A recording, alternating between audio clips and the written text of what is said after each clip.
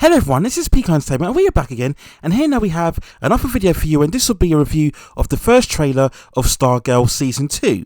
Now Stargirl is a superhero show based on the adventures of Courtney Whitmore and her battle against the supervillain team known as the Injustice Society of America. She recruits a group of heroes and leads them whilst wielding a magical staff. Now Season 1 debuted last year on a DC Universe streaming service to much positive reception from both fans and critics. I myself thought it was a very strong season overall. I liked the positive upbeat tone, and the villain characters were very complex and imposing. I thought the lead actress Breck Basinger was very good in the role as Courtney, and I also liked a lot Luke Wilson's role as Pat Dugan, her father. So overall I thought it was a very strong season overall. Now you can check out my overall review of Season 1 of Stargirl plus a few standout episodes for the series, and I will leave the links within the description and also at the end title of this video as well.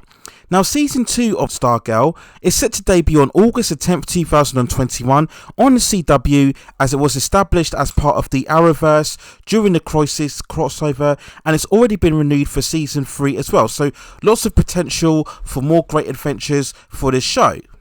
Now when looking at the trailer itself, I thought it was quite a decent to good trailer overall. It moved at a very brisk pace. It was only around 1.5 minutes long, but it seemed to capture much of the same colourful and positive tone of the first season. Now the first couple of scenes were really much more of a recap of the finale of Season 1, where we enjoyed the epic spectacular confrontation between the heroes and the Injustice Society. That was a great set piece for that finale episode, and then we go on to further scenes where we see Courtney debating with both Wildcat and Hourman about whether they need to carry on being a Justice Society now that the majority of the team Injustice have either been vanquished or have been put in jail. And then we see later scenes of Courtney talking to both Pat and Barbara, essentially asking her to find the balance between her superhero and college life. This really follows the form of the first season when Courtney was becoming much more obsessed with wielding a staff, so they look to really continue the same story trajectory throughout this second season, where really Courtney is trying to discover her need and her priority to be Stargirl, and this is of course be further justified where we get the emergence of certain villains throughout this second season. We then go to the big talking point of this trailer, which I'm sure will please a lot of comic book fans alike, and that's the appearance of Jade, who is the daughter of the first ever Green Lantern, Jade and Scott. And we see a couple of scenes here where they're fighting together with Stargirl in the beginning, and this is standard 101 storytelling when we get an established character from another franchise or another establishment fighting the hero. So they're going to have an initial fight and then it will break off for some reason, and they'll come to some sort of common understanding, and then they will later on join and fight a common enemy. Now I'm not sure whether the Jade as the Green Lantern will be an established character throughout the series, or maybe this will be just a one-off special.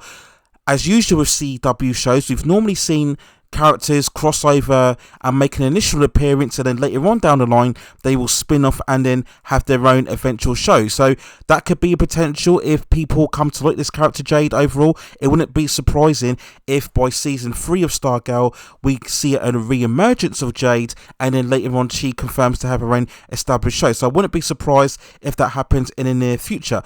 Now when I look at these quick fight scenes, I still think the problem here is that they are still too darkly lit. This was a criticism that I had of Season 1, when sometimes they try to hide the brightness and tone of the overall costumes by just lowering the filter of the screen. So sometimes it could be a bit difficult to make out what's going on. Sometimes they try to hide the CGI. We saw that very much so in the Season 1 last couple of episodes where we saw the likes of Solomon Grundy, and they really tried to hide the shading and the filter of the certain screens just so you wouldn't see how weak the CGI was in some places overall. So that was something that bothered me throughout this trailer. Again, it's just too dark in terms of the filters of the screen. They really need to lighten them up so you can see exactly who's fighting who. I know Arrow was very critical of that as well, so hopefully they can improve that for this season. So another noteworthy scene was the review of Jakeem Thunder, And this is a character who was known as Thunderbolt, who is kind of a pink genie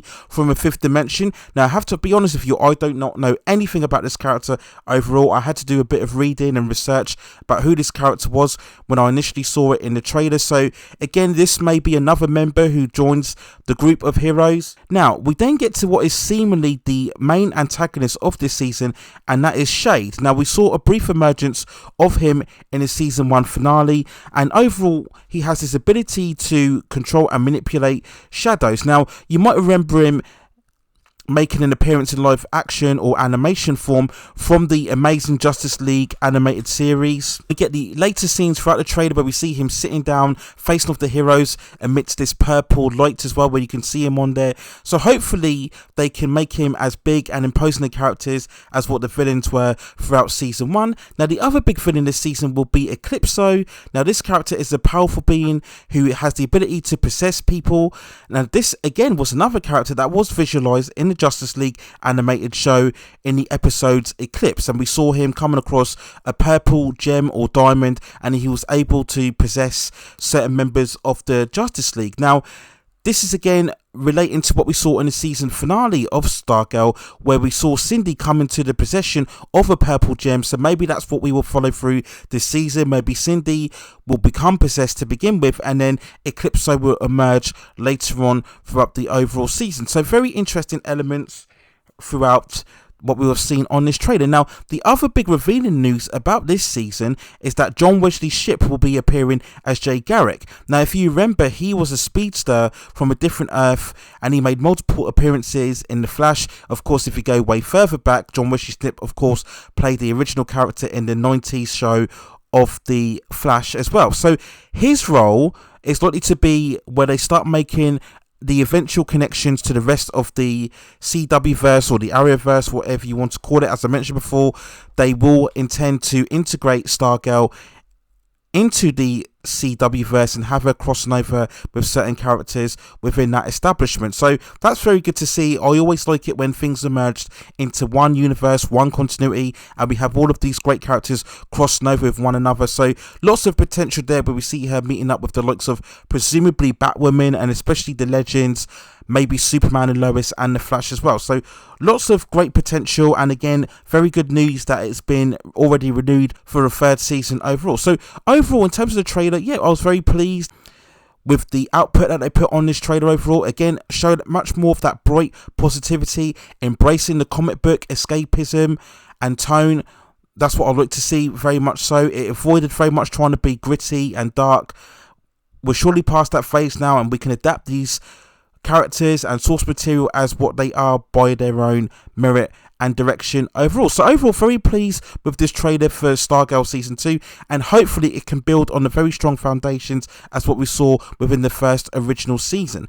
Now, those are my overall thoughts and feelings on the trailer for Stargirl Season 2. Let me know what you think in the comments below. Are you a big, massive fan of the first season? Do you think it's one of the best seasons within the CW verse or Arrowverse?